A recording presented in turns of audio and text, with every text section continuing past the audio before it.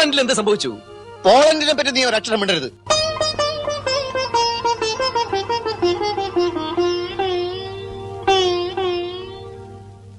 I was looking at the cast and crew of Kung Fu Master, and Major Ravi's son is the cinematographer. You know, that's some nepotism that we don't really talk about in terms of people who do a little bit more of the technical jobs, you know, like editing and cinematography and things like that. It's very interesting. I'm sure he will become a director at some point. Yeah, and I have a lot of thoughts about the Kung Fu Master. Me too. Is that the first one we want to start with? Actually, let's sort of frame things for people who are listening. And we're at our last episode of action films in Malayalam cinema, and we're taking a focus on women in particular. Now, we did have the film with Kavya Madhavan, but that was more Suresh Gopi focused. Yeah. So this is a place where we're looking at women more in the forefront and how that plays out in terms of what is an action film with a woman. Yeah, I mean, I've been unofficially calling this the girls kicking ass episode. And I think that's actually a good description of it, because as we go through the films today, there is definitely a lot of physical ass kicking. But there's also, in the case of one of these films, more of a swashbuckle kind of approach to it. Actually, two of the films we're going to talk about today. Women being strong and clever and not relying on, you know, the men to rescue them, or not always. Absolutely. They're the ones driving the story forward. And maybe I say this about every set of movies we watch, but this was refreshing in that way. It was really hard to say that there were, in any of these movies, women didn't have agency. We're looking at films from across a number of eras, right up to the Kung Fu Master, which is the most recent one. If you'd like to start there, we can start there. Absolutely. First, I guess I'll give a summary, which is that this is about a martial arts gang that the police want to infiltrate, and so they get a Malayali martial artist. So the martial arts gang is in North India, but the head of the gang is a Malayali martial artist. And so they get another Malayali martial artist to do some reconnaissance for them and get information on the gang. And so the gang leader realizes that this guy is basically spying on them, and he goes and kills all of the good martial artists' family, including his pregnant wife and 10-year-old child, and unexpectedly violent and brutal. And then this guy, his name is Rishi, the good martial artist, and his sister Ridu, who are both professional martial artists and do, you know, camps and teach kids and stuff like that. She also had another career as a assistant professor at a university somewhere in Dehradun. But yeah, they basically drop out of society and decide to go on this year-long vengeance against this martial arts gang.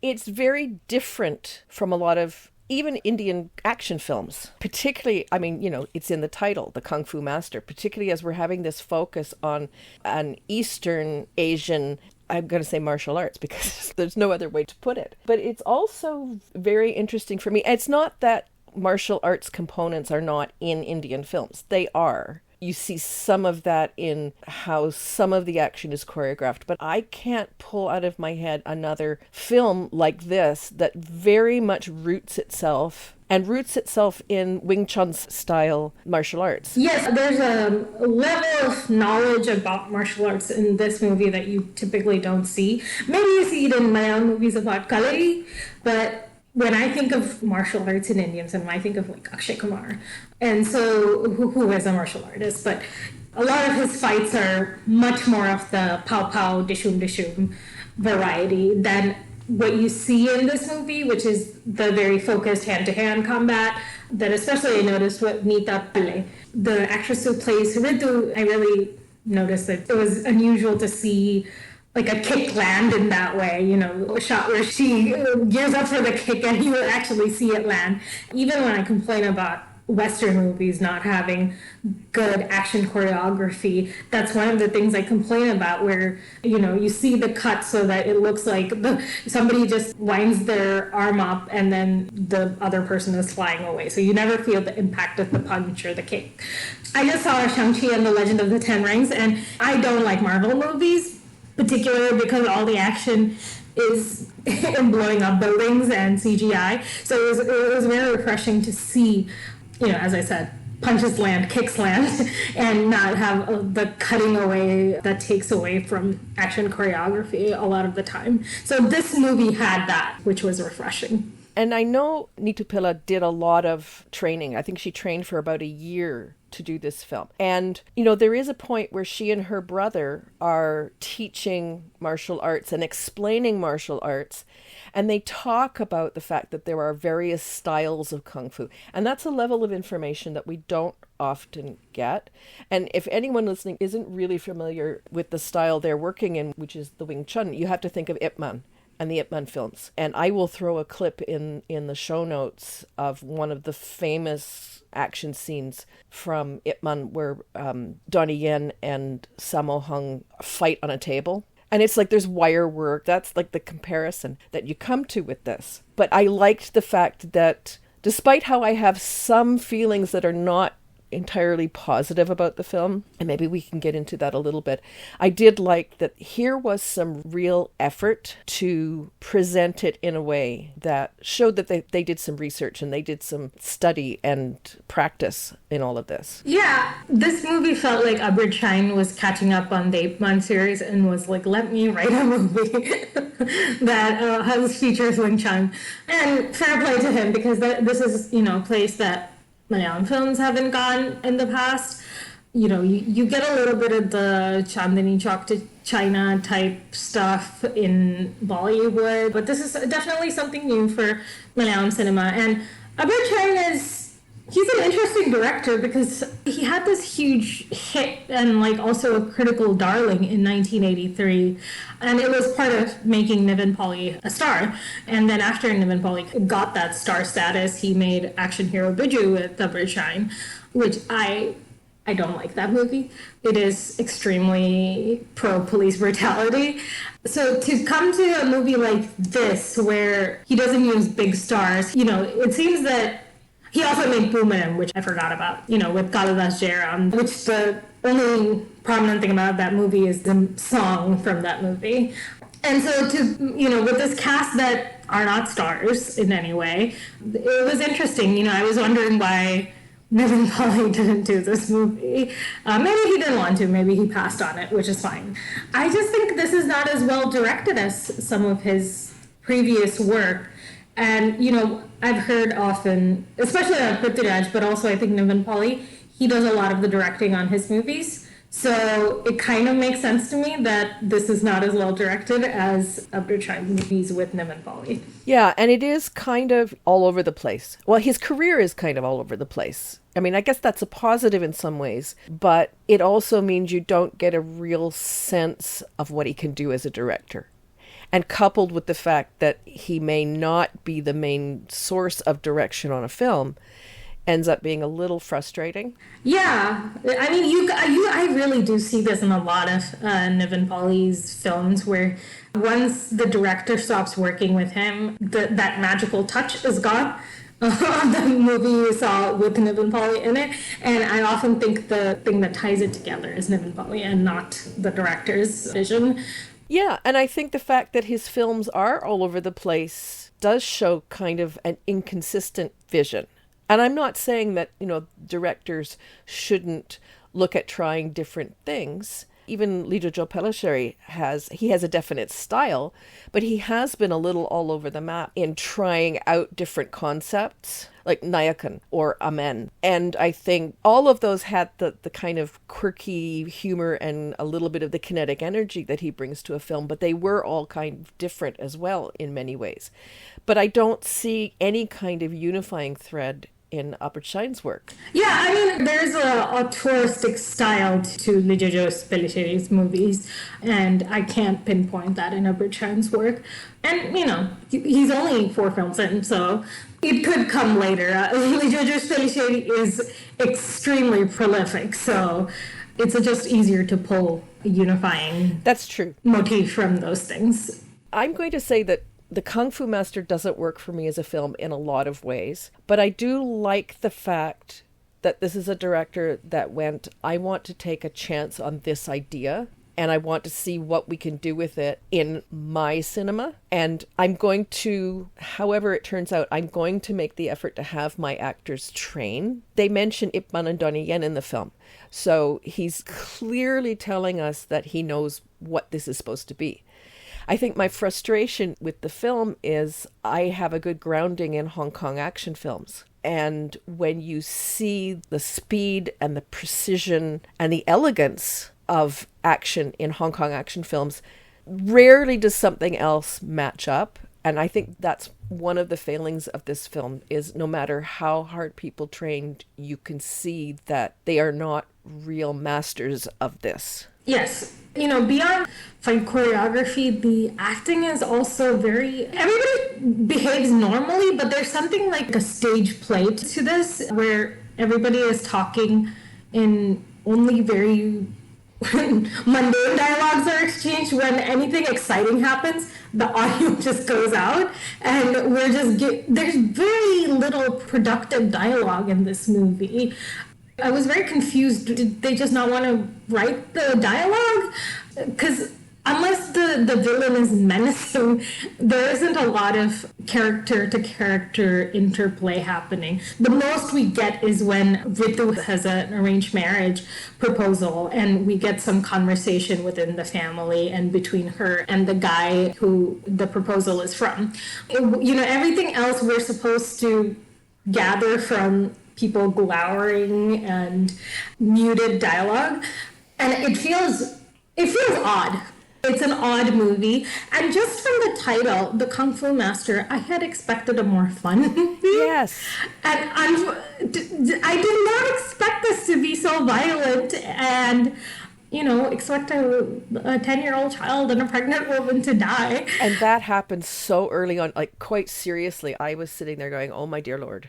And I have only watched this movie once, which is why I'm struggling a little bit around putting words to it, because, and I tried to watch it a second time, and I was hitting fast forwards. I fast forwarded through that violent scene where the family is killed, and I fast forwarded through a lot of things. And, you know, essentially I was just sort of stopping when we got to an action scene so I could think about the action scene. And I think really, unfortunately, it doesn't work beyond a first viewing. And it's not a film that I can, you know, if people are saying, well, I want something unusual, I like this, like, I'm not, if someone likes martial arts, I'm not going to recommend this film to them.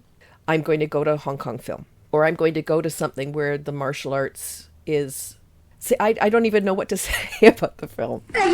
I guess another thought I had was that this movie wanted to be a martial arts film, but at the end of the day, the parts of this movie that felt real and most comfortable were the parts that Malayalam movies excel at: the family dynamics, the interplay, the regular normal things that people do in the Malayalam movie. And when it got to the action, when it got to the, you know, revenge plotline, it didn't know what to do with itself.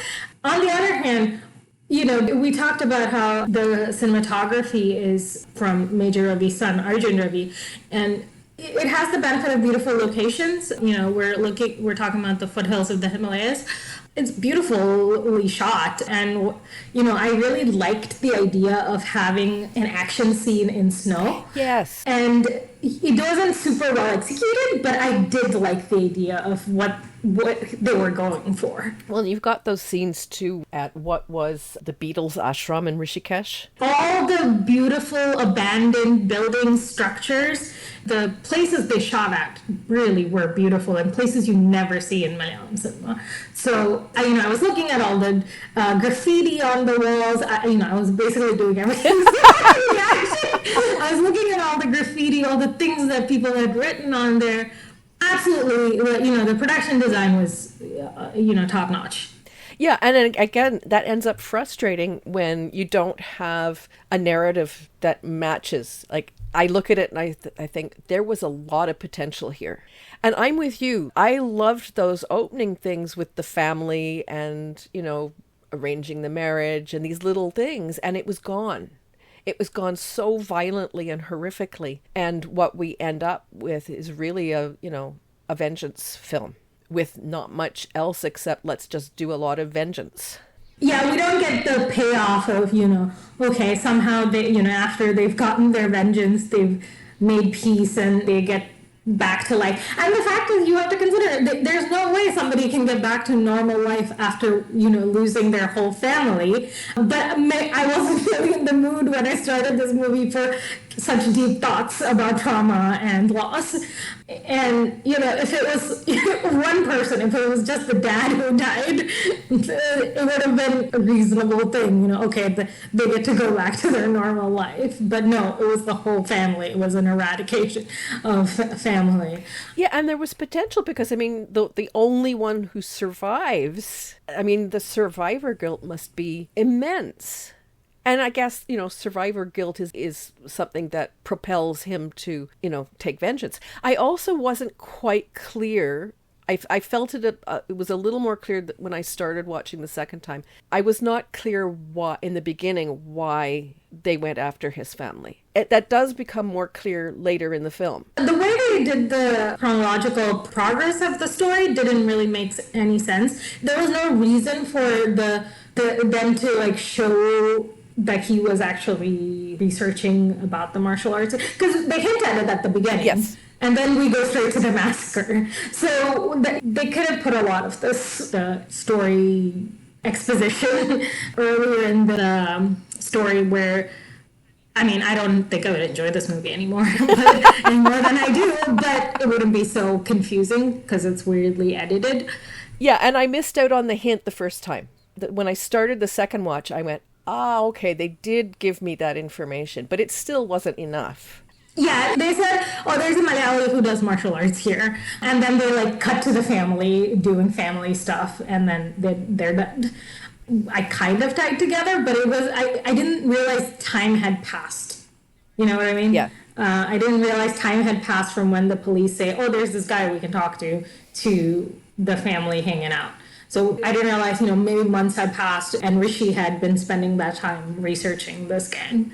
I cracked up when he pulled up the PowerPoint presentation of the criminals. There was something so very low budget about this movie, and that really, there's this, I think it's a Destiny's Child video where she's texting her lover, this was from the early 2000s, on an Excel spreadsheet on her Palm Pilot. In the music video, so that's what it felt like to me. This man really just made a PowerPoint presentation about this criminal gang, and that's what's happening in this action movie. Well, we also have, when we get our villain introduction, it's sort of creepy tantric martial arts stuff, and I was sitting there cringing so badly. It was so awful. We talk about Abrid Shine being inconsistent. I'll say the two things this man is consistent about is he hates recreational drug users and he loves the police. I get so annoyed about the way drug use is often depicted in movies, but he's especially bad because he's doing cocaine. It's just a very prudish outlook on life. And, in Action Hero Biju, part of the reason that movie is so cringe to me is because they treat marijuana use equivalent to somebody massacring an entire family or something like that. Abrid Shine likes the cool vibes that doing drugs gives, but he always wants to condemn drug use. And, the parts where the government warnings come, smoking is injurious to health. There are so many warnings for this movie. Smoking is injurious to health, alcohol is injurious to health, narcotics is injurious to health and against the law. Yeah, this movie was chock full of awkward things where he wanted to portray people using drugs and having sex and tantric sex, but he was also too prudish to go there. Yeah, well, and he would never have got a censor certificate. Absolutely not. But okay, so now that we've done this film to death, the point here is, women kicking ass. Oh, yes. Ultimately, her brother's revenge, but it's also her family. She lost her dad and she lost the nephew she was really close to. So, yeah, she does an admirable job. The guy who plays the brother, Gigi Saria, he's actually a martial artist, and you can tell because he's not very good looking. And so he wasn't selected for his telegenicness, he was selected for his martial arts skills. And Neeta Pillai spent a lot of time, a year training for this movie. So that's wonderful. I hope she actually gets to use it in another movie. I don't know if she's that great of an actress. Actually, the only person who I thought was impactful on screen in terms of acting was the villain. He spent a lot of time glowering, and like, what a one-dimensional character to play, but he somehow kept at it. So kudos to him. But yeah, I hope she gets to do martial arts. And there was no reason that a real actor couldn't have done the same thing, trained for a year like she did to be in this movie. I wonder what the reason was that they went with a martial artist than an actor who trains in martial arts. Well, I think one of the things we can say about her, I mean, she has sort of skin issues, and those show up on screen. And I comment on that not to be judgy, but I mean, one of the things we know from our K-drama watching is that they filter and smooth and they do everything, and everyone has perfect glowing skin. And, your choice of an actor, the visuals are going to be part of that choice. You've touched on that already. So if you don't have the visuals for that, what is your option? Well, maybe your option is, I'm going to get this role and I'm going to train for a year and I'm going to show them I can do something, no matter what. But I also appreciate when they haven't done, the glamour and the smoothing and the makeup, because that makes the heroine feel more real to me. I could see I can't do martial arts, but if you see someone who looks a bit more like you on screen, you could say, well, I really connect with that. And if this happened to my family, I'd probably want to go out and, kick all these butts. Yeah, it's not like she doesn't ever wear makeup. She does. I've seen photo shoots with her of her wearing makeup, but it was definitely an important choice. And I have to note, everybody was wearing super comfortable clothes in this movie, and nobody was wearing clothes that, especially in the martial arts scenes. It was really nice to see both of them wear really comfortable clothes that were good to fight in. It's one of the things I noticed, because typically I don't really pay attention to clothes, and even in the scene where the guy is coming to meet her for the marriage proposal, she's just wearing a t-shirt and jeans. There's a very and I couldn't tell if it was a budget thing or it was like a conscious choice just to keep her in super comfortable clothes and never make her, put on like a sari or even like, a little bit nicer kurta or something like that for that scene. Well, and some films would have done that. Some films would have said it's more important to, glam this heroine up. But I as you say, I really appreciate, I hope these were actually conscious choices, because it makes sense to me. Like, for this character to be not glammed up, to be wearing comfortable clothes, it absolutely was in character, and it made a lot of that choice would have made a lot of sense. So I really hope that was an active choice and not just luck. This movie is very emphatic that the sister Ritu is not for eye candy, but there's also, again, it's so in stark contrast to the way the movie treats the villain's moles, the white girls in the tantric scene. So this movie is not beyond objectification. It's just they're not objectifying this one per character. Well, and thankfully the one character they're not objectifying is, a key character who is the girl who kicks butt.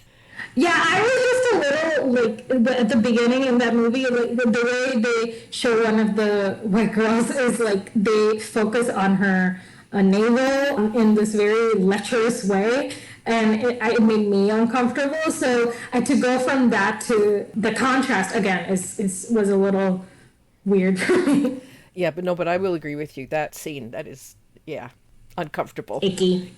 But maybe we want to turn now to independence, because if we've gone from, our deglammed, powerful heroine to a not deglammed, powerful heroine, there is the opposite side of the coin. This is a very classic masala movie, and it is basically about two sisters, one of them being Vani Viswanath, who comes from Bombay to enact vengeance on people who killed their parents when they were young.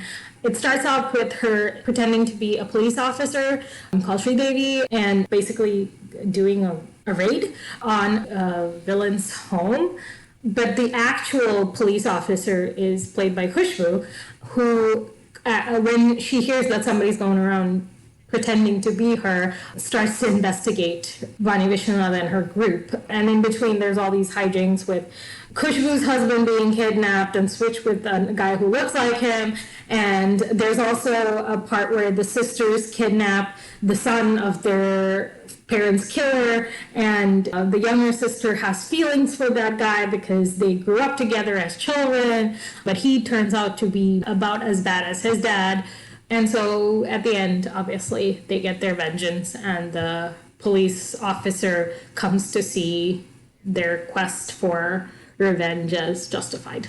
Yeah, and this was one that you picked because we wanted to talk about Vani Viswanath, and I maybe have seen her in things, but not as someone who's, the star. It was a good experience and yet a frustrating one because you know that I had trouble finding anything with subtitles, and anything that she was in with subtitles, it was a more minor role. I would adore to have this film with subtitles. I liked it because all the women are powerful. I told you I remember watching this as a kid, and I remember really finding it entertaining as a girl power movie. Now that going back, I remember when I was little too, I didn't like the scene where the younger sister is kind of in a possible sexual assault, possible a physical assault situation with the guy that she's in love with, the villain's son. I remember that even when I was a kid. I hated those scenes. But overall, I remember really liking this movie as a girl power movie. And also the song Nandalala Nandalala, the songs in this movie are really good, in my opinion. It was one of the first dances I did for my school annual day fest shows. So I did it with a big group of classmates. It was a very popular song for little girls to dance to in the 90s. So this movie has a lot of nostalgia for me. Yeah, and I'm not going to say it's not problematic. I really would love to watch it again with subtitles. That's not denying that there are problems, but it is a lot of fun. And it was really interesting that in some ways it's not inconsistent with the kind of massy action film a Mohanlal or a Mammootty would make. Yeah, it's chock full of comedy uncles. Exactly. Great songs. So it's very familiar territory in that Vani Viswanath gets a hero entry of sorts. Yeah. The typical thing where the car doors open and you see her step out, but they're high-heeled boots. I love those little touches. If you're going to give a woman a massy hero film, let's do the massy hero trope stuff. The other thing that struck me about this, she's gorgeous. Oh yeah, she is beautiful, and they style her in very flattering ways, even when she's kind of wearing jeans and t-shirts and stuff like that. But I feel that way about Khushboo too. They really set them up as two powerful women, but also who are attractive, and so. But they're not quite. I feel like Khushboo's a little bit more objectified because she actually has a husband and she's very romantic with him. So they get a romance song and stuff like that. But she initiates the romance. Yes, very much. They're very into each other. Exactly. And I found that really sweet. And I actually like her husband's character a lot. Although, it is a little uncomfortable because the intimate scenes that she initiates are with the guy who's pretending to marry him. Although he looks uncomfortable at points too.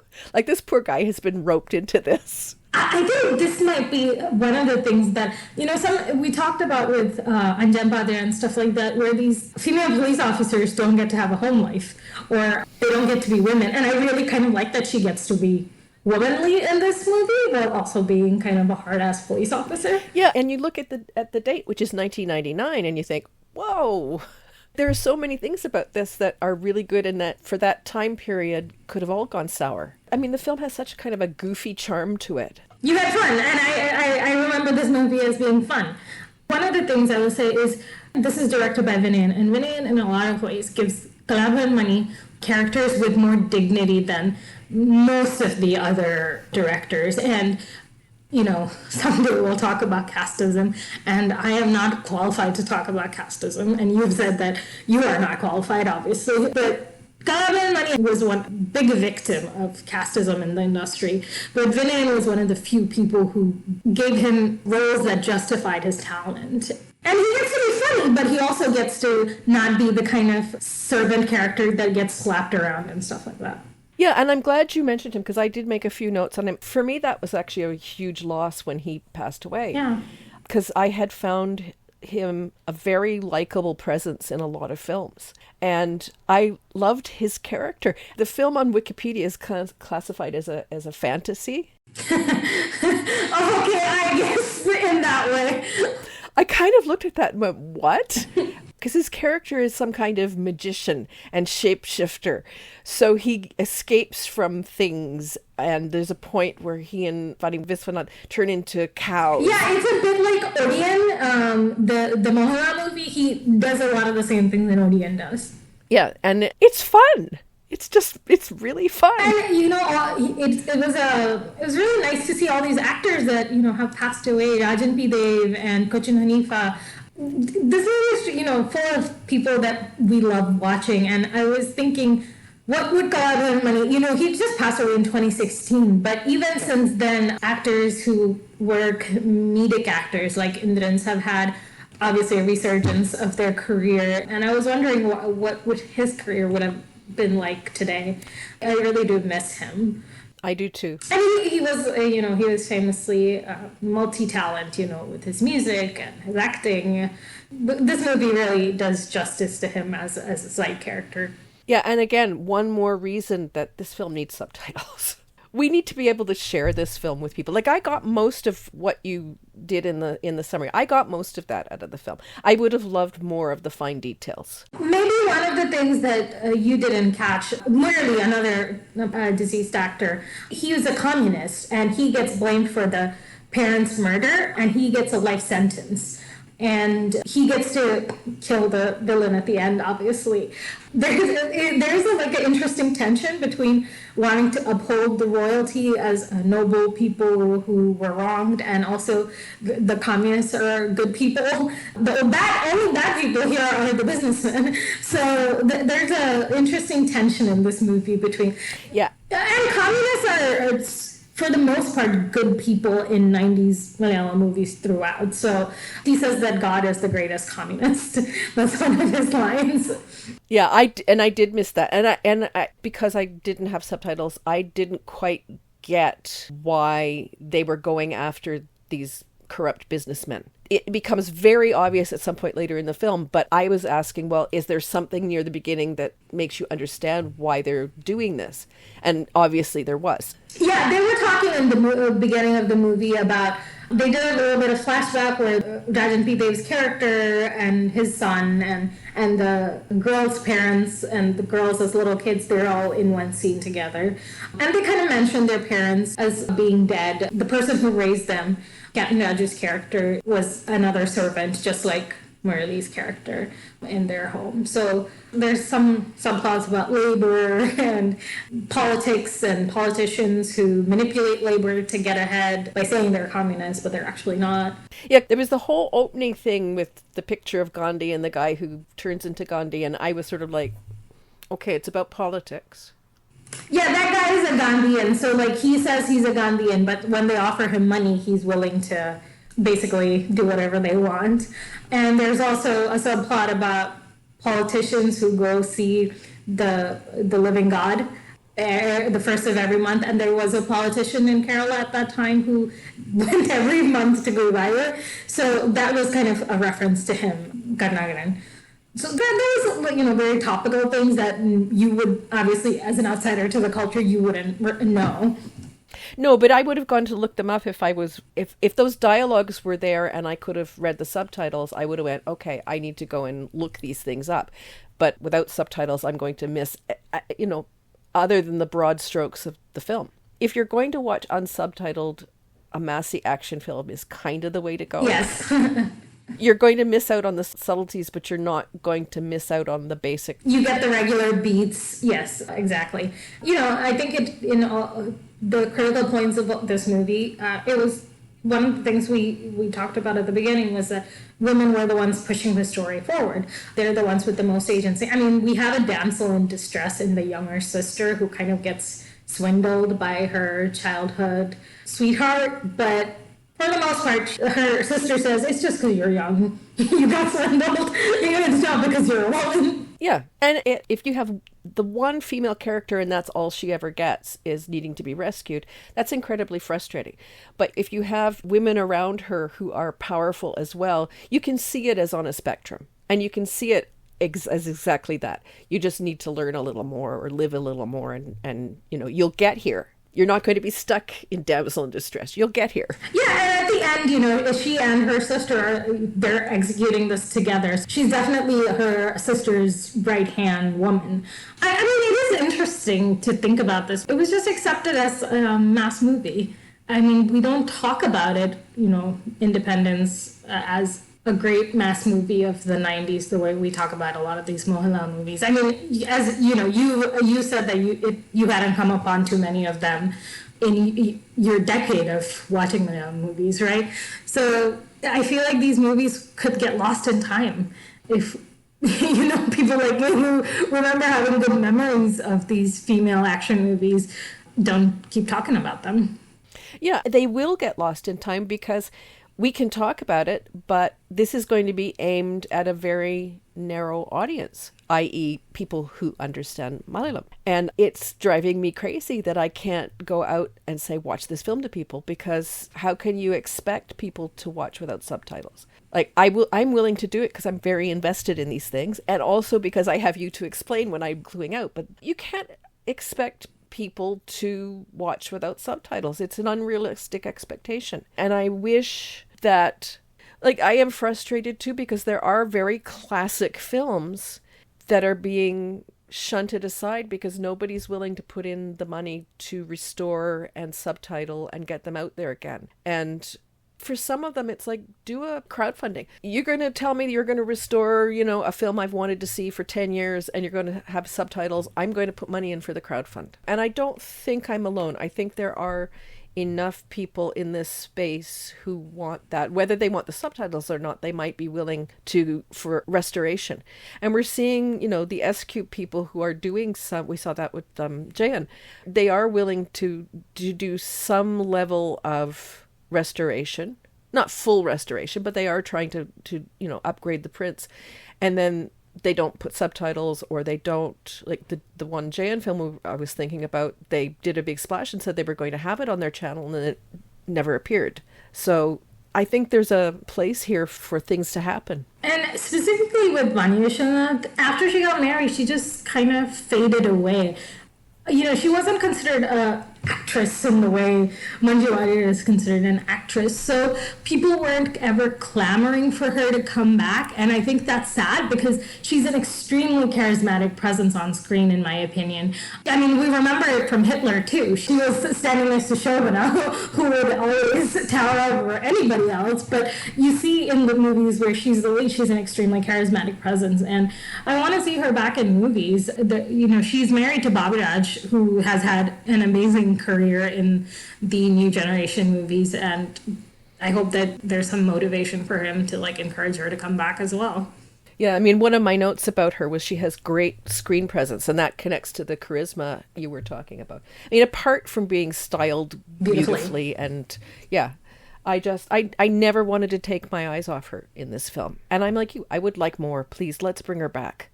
Let's subtitle more of the films she's in. Let's bring her back. Yeah. Well, and you mentioned her husband, Babaraj, who has, with the new gen, shifted from playing these villain, bully, gunda kind of roles into doing, comedy and, expanding what he can do as an actor. So I think his wife deserves the same. Yeah. The thing is, just like when it comes to Manju Warrier and that guy, she was the bigger star when they got married. It's sad that these women just kind of fade into domestic life. I mean, even if it's their choice, a lot of this is the social pressure and the industry not wanting married women. So the one thing I found interesting, and that will maybe lead us on to the next film, the actor who plays the sister's love interest, Krishna. I realized when I was going back to looking that he's also in the Manju Warrier film we're going to talk about today.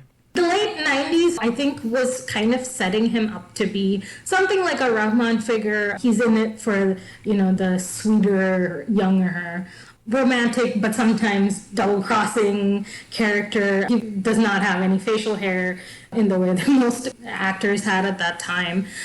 So he was kind of like a Rahman figure in the 90s. He's related to Shobana Vineeth, and he's Padmini of the Travancore sisters, Lalita Padmini Ragini, her grandson. So he comes from a famous acting family. And I would say sort of, as a physical type, he doesn't really appeal to me, but he is kind of pretty-ish. So I could see why, he might have a shot at those kinds of roles. Yeah, I really fancied him when I was a little kid because it was like non-threatening teen boys magazine, the Simpsons meme. He has that vibe, like a boy band member. So let's go on to the next film that he's in with Manju Warrier. Yes, Daya. Do you want to summarize this one? I will. And I mentioned swashbuckler up at the beginning, and this is definitely a swashbuckler type of film. You've got Mansoor, played by Krishna, who's the son of this wealthy, noble father whose health is ailing. I spent a lot of this film going, oh dear, Mansoor. He's 17, so the movie does say he's 17, so the kind of mistakes he makes are dumb teen mistakes. Yeah, and I was going to say he's very much a kid, and at 17, yeah, that makes some sense. But, his father, they have a very lavish lifestyle, but he's spoiled, and at 17, when you're spoiled, you don't make a lot of good choices. But they show, like, at the beginning, the servants bring him breakfast, and he's, I don't want this breakfast. This is not a good breakfast. And behind the scenes, it's quite funny. They switch things up in the breakfast and bring it back to him, and he's willing to eat. And he has a set of teachers that his father has set up for him. And he's always got a headache and doesn't want to learn. It's like, I compare this to like little kids who don't want to go to school and they feign a stomach ache. But that's his character. But his father passes away and he ends up inheriting everything. And because he falls in with some terrible friends who take advantage of him, he ends up with nothing. So everything his father built up, the business, I think they sell fabric, or did I get that wrong? Yes, well, they sold all sorts of goods, including fabric. So yeah, everything is gone. And once the money is gone, the friends are gone. And he ends up with the only person in his life is this slave girl, Daya, from their house. That's Manju Warrier. And she proposes that he sell her at the slave market and then use the money to start over with. We get some hints that she's in the house because in these scenes that I talked about with the eating the meals and the teachers, you get this camera pan that it's obvious somebody is watching. So we can assume that that's her. When they go to the slave market, she sets a very high price for herself. She has a very strong sense of her own self-worth. I mean, we can talk about the problematics of slaves and this or that, but they also set in a fantasy kind of time period. She does say that I am learned in all the arts and all the sciences. So I am worth, 16,000 dinars or whatever. And, if the whole premise sounds like a fairy tale, it is. It's from Arabian Nights, the story is, and it's adapted by M.T. Vasudevan Nair. So it has a higher level of pedigree than your average action movie. And it's quite clear it's being told as a story because we have a storyteller opening the film, and this is the story he's telling. Now, you have that, and I'm already sucked in for a film. She ends up in a competition about showing off her skills and her knowledge. Yes. Is that at the slave market, or does that happen twice? I think it does happen twice with two kings.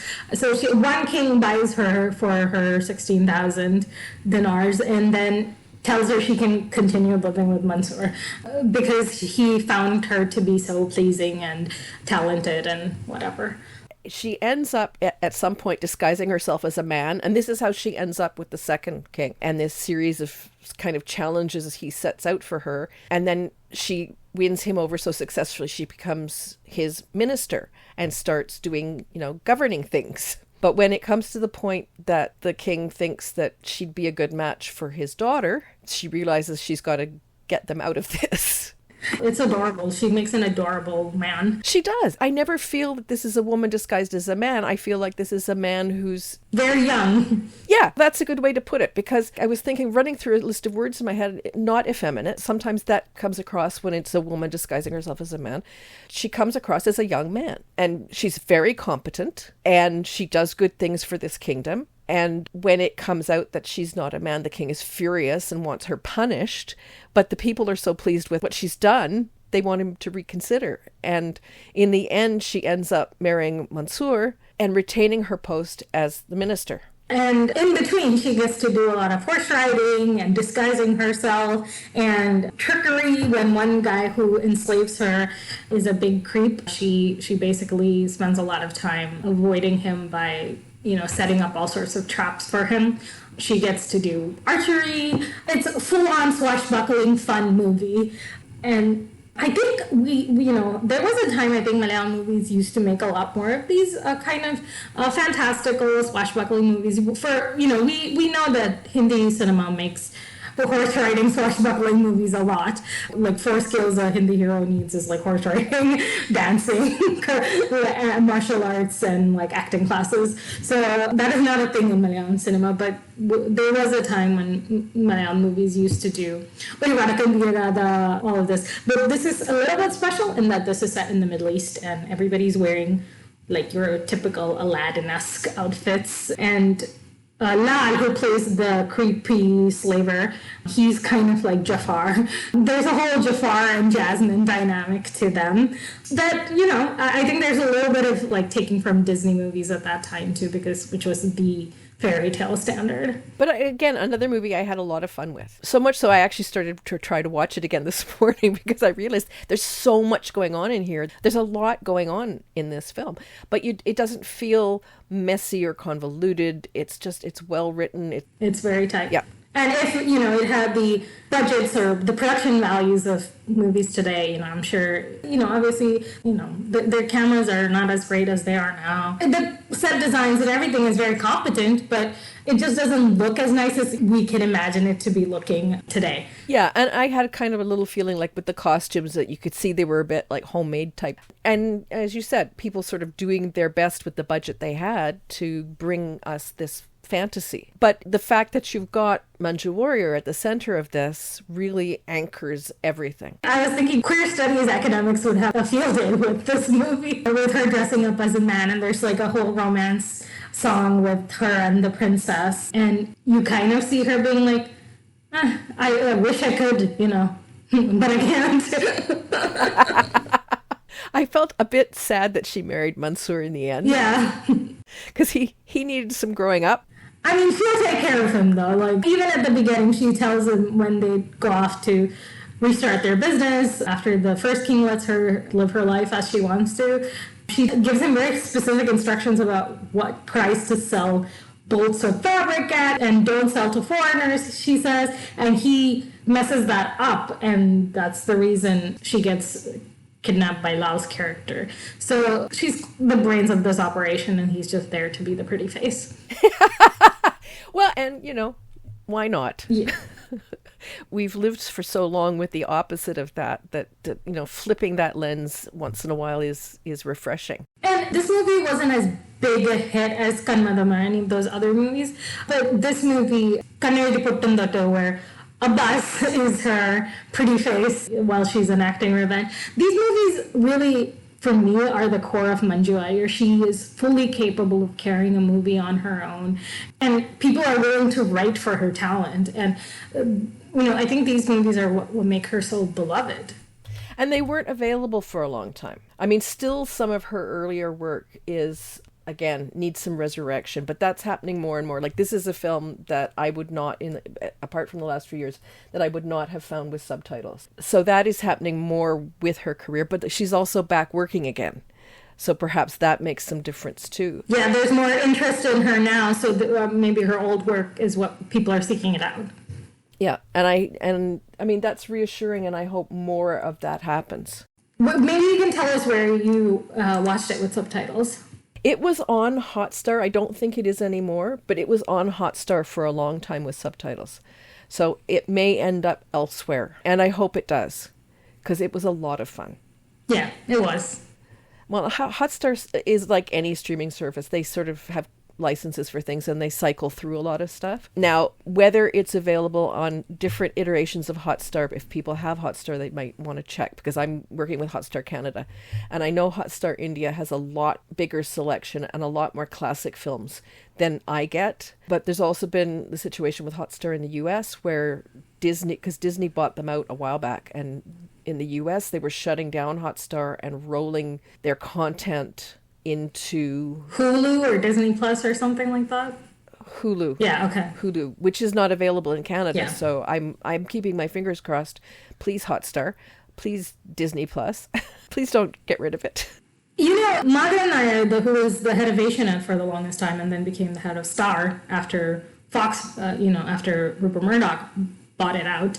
And now he's the head of Disney India. So there's a Malayali at the head of Disney India. So I hope this man, and Madhavan Nair is like always at these Malayalam film industry events. He's at the Asianet Awards. He's like any awards show, Malayalam movie stars are always thanking him. I mean this in the good way. He's the Harvey Weinstein. Without all the hashtag problematic. Yeah, like how Harvey Weinstein was always credited in every Oscar speech basically since the 90s. The same way Madhavan Nair is always kind of thanked. It's good for Malayalam movies that Malayali is at the head of Disney India. I've been thinking for a while that we may see some shaking out in the OTT industry, because there are a lot now. And there are so many of them splintering content. I mean, I've reached the point where I am not signing up for another service. It's not going to happen. So it will be interesting to see how all of this shakes out, including the Hotstar situation. Fingers crossed that, things will work out well. Yeah, I mean, the only thing I really worry about is because Disney owns everything, and including my own movies now. I'm really afraid of getting geo-locked out of a lot of stuff. If nothing else, we're going to illegally stream Disney. Please don't make us do that. Stop geo-locking stuff like this. Yep. Yeah, it is a concern of Disney loves to put things into the vault. And somehow random Malayalam movies made in the 90s end up in Disney's vault. It makes things unavailable to a lot of people. Yeah, and it's a huge shame, because if you said to me which service would you keep if you could only keep one, I would keep Hotstar, because the selection of older films with subtitles is much better than anywhere else. I mean, the productions aren't great and they haven't done a lot in terms of, restoration or anything. So, things can be a little fuzzy and wonky. But if your point is to see some of these very classic films, that's usually where you go. Yeah. So fingers crossed, yeah. But that kind of, if again, now we're thinking of women who've had a career, took time away, came back. Well, Shobana didn't take a lot of time. Yeah, she did take a lot of time away. It wasn't because she got married. It was just because she wanted to focus on her Bharatanatyam, and she became a teacher in that time. But we have Thira, directed by Vineeth Sreenivasan, which was kind of a comeback-ish film for her. If you exclude Sagar alias Jackie, Reloaded. Yeah. And you are. And you are excluding it. But this is the film where she's clearly, the main focus. This was if I'm remembering correctly, this is the only film for which she has done her own dubbing ever. Yes. And, it makes a lot of sense because she has a very, I don't know how to describe it. I guess she has a Tamil inflected accent, but she has what I would consider a cosmopolitan, non-resident Keralite accent. And much like these movies, there's a lot of, especially like Kung Fu Master, there's a lot of different languages being spoken in this movie. And so her accent doesn't stand out, I guess, compared to if it was just set in Kerala and you're in a village where her accent kind of doesn't make sense. So would you like to give a summary for everyone? Yeah, Shobana plays Rohini Pranab, who's a doctor, but she also runs a rescue, like a halfway house for girls who have been trafficked, and she actually rescues them herself. Her husband is a journalist who's been working on and trying to find some of these human traffickers, and he unexpectedly dies, and there's an allegation that he was caught with an underage child, and so there's this stain on her reputation now. And then sort of in a parallel track, Dhyan Sreenivasan plays Naveen, who's a brother going to meet his sister somewhere in Karnataka, and his sister gets kidnapped right in front of him. And so at the same time, Shobana's little halfway house for girls, all the girls get kidnapped, and they come to this realization Shobana and Dhyan's character, that it's the same group that did it. And so it's basically the plot of the movie is her trying to get her girls back and him trying to get his sister back. And there's a lot of action that she coordinates, but you know, she's always in SI in this movie, so it's not like she's doing kicking and horse riding and things like that. But she's a woman of action. You know, she's setting up bombs and she's getting Dhyan out of his, showing him how to get out of, you know, like a restraint and stuff like that. So she's a woman who could kick butt, but she's not actively kicking butt. She's the brains and he's the brawn. Yes, he's the brawn of this operation. And I really like that because I felt her character was always in control, in charge, smart, had good connections, had people she trusted, had people who trusted her. And I know that, you know, the temptation is to say that Dhyan Sreenivasan is the one doing all the action, but I do find it sort of weighted 2/3 Shobana and 1/3 him in terms of the power in the film. Oh yeah, I mean, like all he's doing is basically following her instructions. She's the one pushing the action forward in the movie. And so I kind of hate the way this movie's shot. It's too busy. The camera angles are like frenetic, and I get what they're going for, but it doesn't work for me personally. It's John T. John who did the cinematography. We know he's a very competent cinematographer, so this is the director's choice at the end of the day. This is Vineeth's choice. But it does add to that frenetic activity in the movie where, you know, there's a deadline and she needs to get these girls before, you know, they're trafficked out of their area where they can get them. And we get this cast of characters around her, including a trans person. She's a very worldly woman with a broad view of life. And, you know, everybody kind of looks at her as a woman who can do anything. I agree with you about the camera work. It's very dizzying. And I did have a wonder, because I did not see this in a cinema. I've only seen it, you know, on my TV screen. When it came out, I got the DVD and, you know, and recently again, just, you know, watching it for this.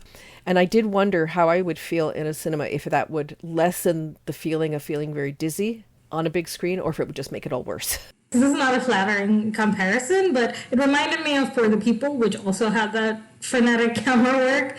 I don't think you need... I remember my brother just sitting there when we were kids watching and going, do you know why the camera is moving so frenetically? It is to show action. I was like, bro, I know this. Like, he was like film critiquing For the People, and that's what I was thinking of. It was like Vineeth sitting there going, let us move the camera frenetically to show action.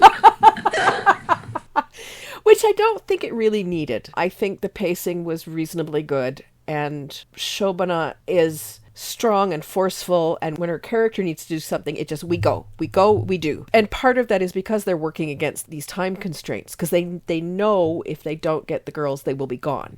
Side note about Dhyan Sreenivasan, since we're talking about, you know, on the heels of talking about nepotism, because this was his debut film in his brother's film, I remember at the time thinking, oh, he's not bad. The second time through, I thought, boy, Shobana covers up some of his weaknesses as an actor. And I think the camera work also covers up some of his weaknesses as an actor. He's definitely the weak link in the cast, and I don't think he would have been cast if he wasn't the brother, because in those interactions with Deepak Paramba, who plays the villain, Deepak takes most of the attention in those scenes. And obviously, you know, the scene with Shobana, you're always her to be the one who we pay attention to, but the villain is once again taking away a lot of the attention because he's the more committed, menacing figure. And Dhyan just comes across as, I'm just doing what Shobana's telling me to do. And I mean, I've seen him in a few films, and I find him likable as long as it's a small part in an ensemble cast. And I think that covers up his shortcomings. I mean, I'm thinking of the one I enjoyed him in was Kunni Ramayanam, which is a very funny movie. And, you know, he has these extremely talented comedians around him, so he can play the dimwit and actually he doesn't weigh things down. Yeah, and then there's also, was it Love Action Drama, where he directed? I haven't caught it, so I don't even know what it's like. This was an oh dear moment for me. So if we're talking about nepotism, I think, well, you have a niche, and it's, you know, small and straight man and letting other people shine around you. And there's nothing wrong with that. But I honestly can't see how you could put him as a true, Lead. first lead in a film. Because, as you've said, Shobana just makes everything he does look better. I think there's a part of me that feels like when they were growing up, people told Vineeth that Dhyan was the handsome one. And so Vineeth was like, I guess I'll make him a movie star since he's handsome. And then he puts him on screen and he's like, oh, actually, I don't know if Vineeth's come to this realization, but we have that he's not actually star material. Yeah, so I think that's enough to be said about him, particularly when we have Shobana. Girl power, Shobana makes it all better. Yes, and the ending of this movie very much set up with there should be a sequel, and I think that was Vineeth's intention as well, and I'm confused why that sequel hasn't happened yet. Well, there was a lot of chatter about it being a trilogy. Uh-huh. There was that, and then they were going to start the second part because, as you said, I mean, it's no spoiler to say that they set us up for something at the end. And there was a lot of chatter that Dulquer would be in the second film. Now, I would love to see that. Yeah. I mean, especially because, obviously they've already worked together in a very excellent film. It's been 8 years. I just don't understand why it hasn't happened. And I'm sure Shobana's super busy. She has her dance school. She has her daughter. I think her mother passed away at some point in this decade. So it might be just her availability. But I hope the script is locked down at least. Yeah, but in 8 years she has done other movies. Yeah. I don't know about you, but if I were the director, I would be like, I'll wait for you. I will work around your timetable. Let's do this. Here's the script. We're all ready to go whenever you're ready. But yeah, I mean, she does a lot of Facebook Live videos and Instagram videos, because she's one of the rare people I follow on social media. And I think because I find that part of her very interesting and very fascinating, and how she's using that to keep connected with people. Yeah, I mean, I follow her on Instagram as well, and she and her daughter dancing together. I mean, you can't see her face, but you kind of assume that's her daughter. And, looking at Shobana's filmography, it's like one movie every 6 to 7 years. So she did one in 2020, so maybe it'll be until 2026 that we can get another one. Oh, dear Lord, I hope not. Yeah, I think we both want to see the next part of this, trilogy, and hopefully the camera work isn't as frenetic and maybe a stronger co-star would be good, because, Shobana deserves her own action trilogy. Yes, agreed. So we've come to the end of 4 films. Do we have any way of sort of summing up how we feel about all of this? It's just exciting to watch movies where women push the story forward, and especially when we are looking at, we started with The Great Father, God. to come from there to here, what a nice trajectory it's been. I'm still mad about The Great Father, so I don't think I'll stop being for a while. No, I agree with you. On the other hand, it is good for us once in a while to put these things out there and discuss things, particularly with a star like Mammootty. Like, we really do need to talk about some of these films. Yes, and all the cinemas, this big production house, they put out some turd-like content, so... Don't hold back, Harsha.